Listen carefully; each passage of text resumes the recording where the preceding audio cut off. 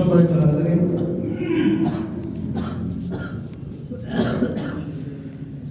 বর্তমান সময়ে আমরা দেখতে পাই রিজিকের কমতি, বরকতের অভাব। মানুষ অনেক টাকা ইনকাম, রিজিকের কমতি হয়, সেজন্য জীবনযাত্রার বোঝা, প্রয়োজনীয় বহর বৃদ্ধির নিয়ে অভিযোগ করে মানুষ। এজন্য আজকে আমি আলোচনা করব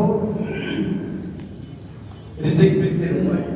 কারণ এই রিজিকটা কমতি হয় অথবা বরকত হয় না, এজন্য মানুষ সুদের দিকে চলে যায়, এজন্য মানুষ ঘুষের দিকে চলে যায়, এজন্য মানুষ চাঁদাবাজি, টেন্ডারবাজি, অবৈধ ইনকাম, হারাম পথের দিকে পা বাড়ায়।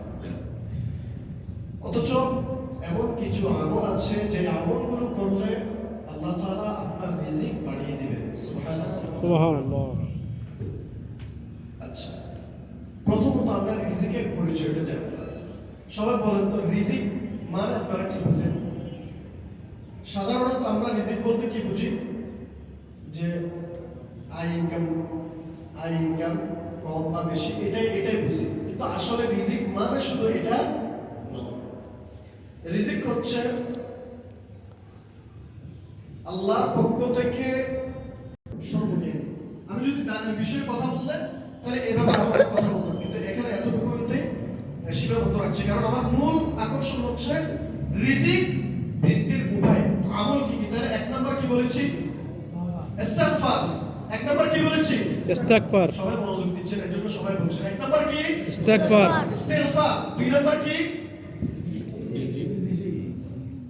এই যে এখন যেটা আলোচনা করলাম সেটা, বখিলতি না করা, কৃপণতা না করা, দান করা।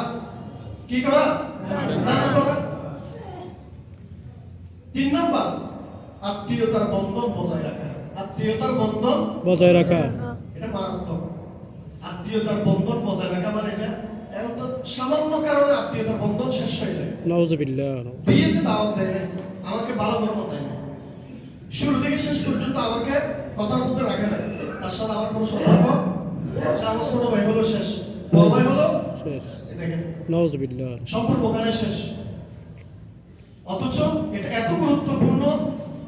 আমরা এই যে প্রত্যেক সময় এখানে যে দাঁড়িয়ে খুতবা দেই, এখানে একটা আয়াত পড়ি, ইয়া সূরাতুন নিসার শুরুর আয়াত, ইয়া আইয়ুহান নাসু তাকু রাব্বাকুমুল্লাযী খালাকাকুম মিন নাফসিন ওয়াহিদা। এই আয়াতটা পড়ি। এখানে শেষ দিকে কি আয়াতের শেষ অংশে ওয়াত্তাকুল্লাহাল্লাযী তাসাআলুনা বিহি ওয়াল আরহাম। তাসাআলুনা বিহি ওয়াল, তোমরা আল্লাহকে ভয় করো কিসের বেলায়? তাসাআলুনা বিহি ওয়াল আরহাম, আত্মীয়তার সম্পর্ক রক্ষা করার ক্ষেত্রে আল্লাহকে ভয় করো। সুবহানাল্লাহ। আপনারা আরবিটা বুঝেন না, এজন্য চিন্তা করেন। তো প্রত্যেকটা জুমায়, প্রত্যেকটা মিম্বরে, সারা বাংলাদেশে কেন পৃথিবীর যত মসজিদ আছে প্রায় মসজিদে এই আয়াতটা খুতবাতে পড়ে। কিন্তু এই খুতবার মেসেজটা কি? প্রথম আয়াতের মেসেজটা কি? আত্মীয়তার সম্পর্ক রক্ষা করো।